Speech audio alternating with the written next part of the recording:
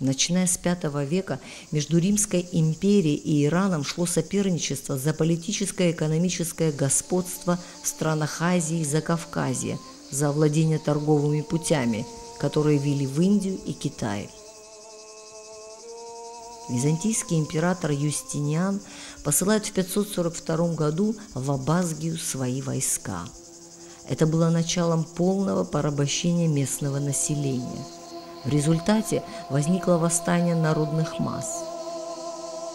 Иранский шах, к которому обратился за помощью абазгский правитель Скипарна, направил своих воинов.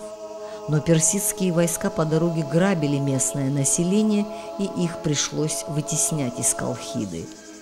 Таким образом, Абазгия, не получившая от персов никакой реальной помощи, оказалась одна лицом к лицу с Византийской империей.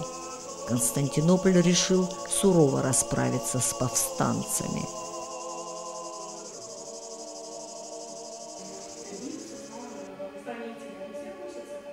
В сложной ситуации Абхазия формировалась как часть общекавказского культурно-цивилизационного сообщества. На пороге Средневековья Абхазия, разделенная на целый ряд этнополитических объединений, или, можно сказать, княжений, Апсилия, Санигия, Абазгия, Мессиминия, прошла через тяжелое ирано-византийское соперничество, испытав все издержки этого кровопролитного противостояния.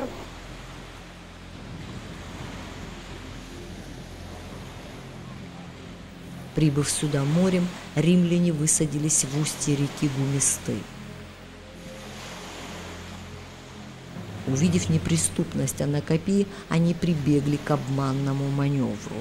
Обогнув Трахею морем, высадились на сушу и оказались в тылу защитников крепости. Начался штурм Трахеи. Однако вскоре абазги отступили и укрепились внутри цитадели.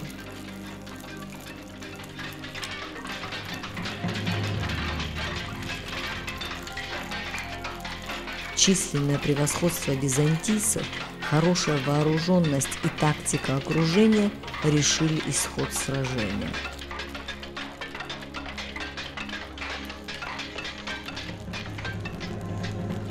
Трахея пала.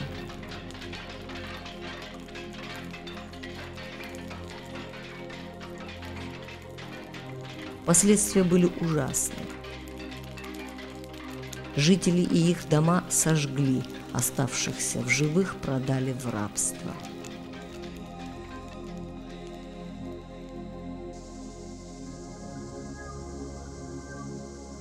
Однако абазги не были сломлены, они не прекратили сопротивление и борьбу за свободу. Строительство второй оборонительной линии у стен древней Анакапии тому подтверждение. Она расположена ниже цитадели и состоит из южной, западной и восточной стен.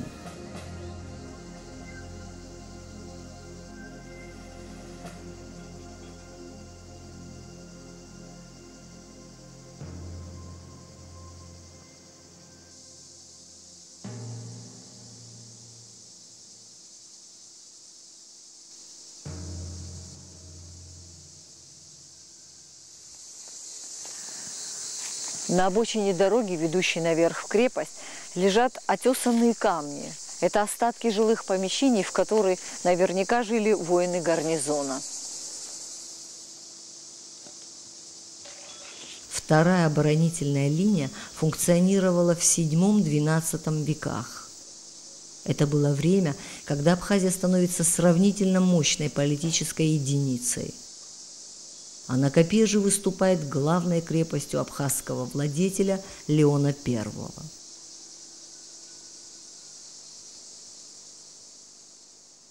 В VII веке, как известно, начинаются арабские завоевания. Византия терпит поражение за поражением. В Закавказье ничто не могло противостоять арабам. И в таких сложнейших условиях абхазы, скажем так, были обречены на консолидацию. В VII столетии шел интенсивный объединительный процесс. И в этом же столетии, на фоне этих событий, как символ будущего расцвета, в Анакапии воздвигаются важные военно-фортификационные сооружения.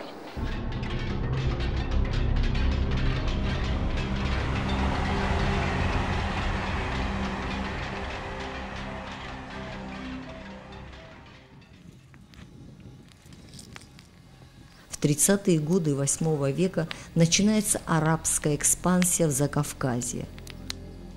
Огнем и мечом прошел по Древнему Кавказу наместник халифа Мурван ибн Мухаммед.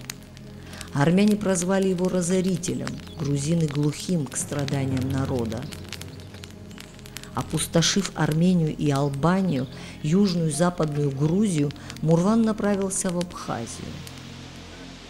Сюда бежали от преследования врага правители Грузии Мирян и Арчил.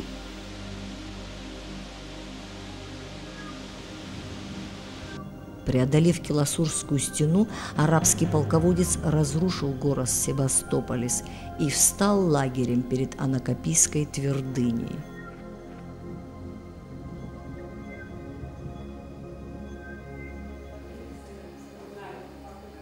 Арабы угрожали и Византии, и Хазарии, и Закавказью.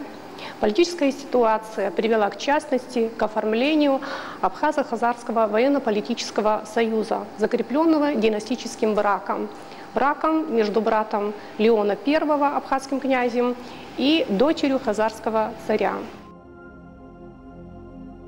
Несметному арабскому полчищу противостояло всего 5000 абхазов и грузин. Враг был оснащен всеми видами вооружения, в том числе и осадной техникой, катапультами, стенобитными машинами. Их кинжалы и сабли отливались в Дамаске, который уже славился на весь мир своими стальными клинками. Несмотря на явное преимущество арабов, осажденные пребывали в хорошем боевом духе. Они вели справедливую войну, защищали свою землю, и эта борьба была священной.